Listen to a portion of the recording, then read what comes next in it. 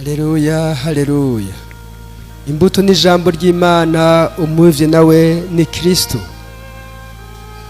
Umwemera wese azoramba mu myaka yose. Haleluya.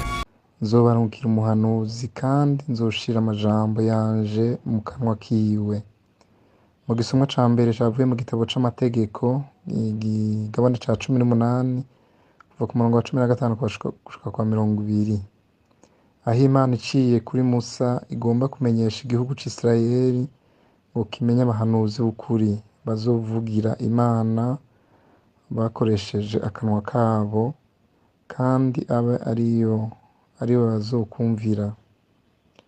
Musa yabariye ishengero ry'Abanyisirayeli ati: Umukama Imana yanyu azobahagurukiriza umuhanuzi ameze nkanje, aca muri mwebwe mubi wanyu nyene, nabe ariwe muzokumvira. Bavukanyi, nta wundi dukwiye gutega amatwi atari Imana n'abahanuzi bayo, kuko Imana niyo igira iti: nzobahagurukiriza umuhanuzi ava mu biwabo ameze nkawe, nzoshira amajambo yanje mu kanwa kiwe, nawe azobabarira ibyo ndamutegereje byose. Kandi ubutazokumvira amajambo yanje n'uyo azovuga ku izina ryanje, ni jewe nyene nzomumwibariza. Nguko umuhanuzi bavukanyi ameze. Ntiyitora, ntiyigena, ntawusemerera ku izina ry'Imana atatowe. None rero umuhanuzi w'ukuri n'uwo atorwa n'Imana kandi ntasigiririza, avugana ubukuru buva ku Mana, atandukanye n'abahanuzi b'ibinyoma bo bagenda barasigiririza, ahatari amahoro bakagenda baravuga ngo amahoro arasasagaye. Baratinya kudoma ku rutoke ikitagenda neza, bakavuga igihushane. Umuhanuzi w'ukuri avuga ku izina ry'Imana, akaremesha igihugu c'Imana mu kugihumuriza, mu gutorera inyishu zirama ibibazo bihanze ico gihugu. Nk'uko Pawulo mweranda bigiriye Abanyekorenti bari mu madidane ku bijanye n'ivy'ukwabirana no kutabirana. Yagomba kubabwira no kubereka ko bogira aho bahagaze ntibate batora. Umuhanuzi w'ukuri kandi atumirira abantu guhinduka, nka kumwe kwa Yohani Batista yahamagarira Abanyisirayeli guhinduka, akadoma k'urutoke adatinya ku bitagenda neza. Ntiyarya umunwa, kandi hariho abari bateye ubwoba. Murazi ko ataretse kubwira Herode ati: ntibikunda ko wotwara umugore wa mwene wanyu Filipo. Kumwe Yezu Kristo yakarira abanditsi n'abafarizayo agira ati: muragowe mwebwe banditsi na mwebwe bafarizayo, mwiyorobeka ko mugarira ko abantu ubwami bw'ijuru, muzigira imizigo namwe mutayikozako n'urutoke. Umuhanuzi si umuntu w'igitangaza nk'uko abubu bitwara, bishira hejuru mu kwiyita ayandi mazina, ba bishop, ba profete, biyita abakomeye no kugomba kwerekana igihagararo cabo mu mubano no mu guhimbagwa ko babaha icubahiro gikomeye kubera ari abahanuzi. Kanyakubahwa kandagize bwakeye niko bakeneye, bameze nk'abacangero bironderera ivyo birira. Ni bamwe bagenda baravuga ngo barakiza ingwara n'izitararonka urucanco bo baremera ko bazikiza, nivyo bita kwanguha. Abahanuzi Imana yarungika muri Isirayeli baba ari abantu mbere babayabaye, bahora barangura imirimo isanzwe ikiriye hagufi, mbere ikengeretse nk'abungere. Musa turabisoma mu gitabo c'Ihunguka ikigabane ca 3 umurongo wa mbere, na Amosi igabane ca mbere umurongo wa mbere.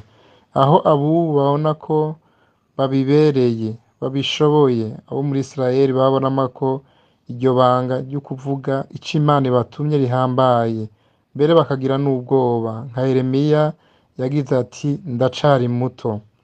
Musa wewe mbere yaranababaza n'ibibazo vyinshi Imana, ingene bizokunda ko aturukira Farawoni gushika naho imuha ububasha bwo gukora ibitangaro. Eka na Samueli igihe Imana yamutumye ngo je kwimika Dawudi, yaratinye Sawuli ko azoheva amwica.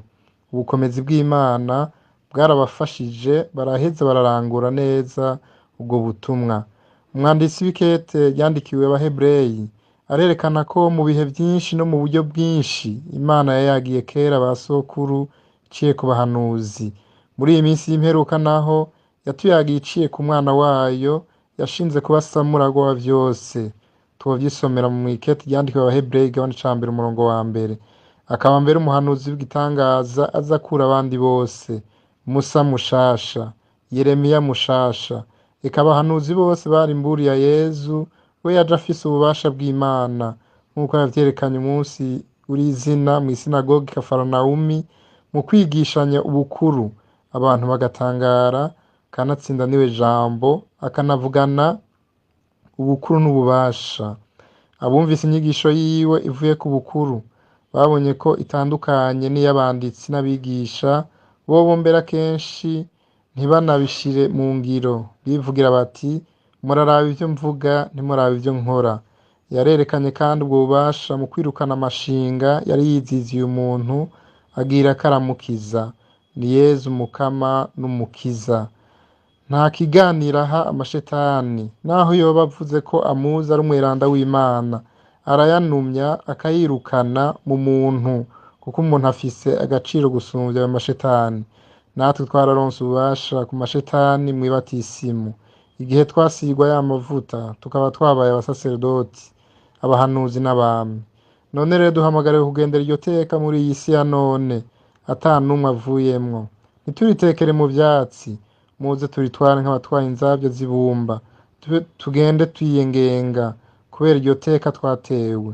Baba bihebeye Imana canke abasaserdoti, abakristo barayike, bakabakuru n'abato, umwe wese ahaherereye ahanure mu kuri, adome urutoke ku bitagenda neza, atarya umunwa, atagipfukamunwa, tudatinya, cane cane muri iyi minsi ya none aho umuyanga utacubaha umuyaga. Twame tubera abandi umuco, niho ubwami bw'Imana bwatangujwe na Yezu Kristu duhamagariwe kubandanya dusasagaza, buzoshinga imizi kw'isi no mu mitima y'abantu bose.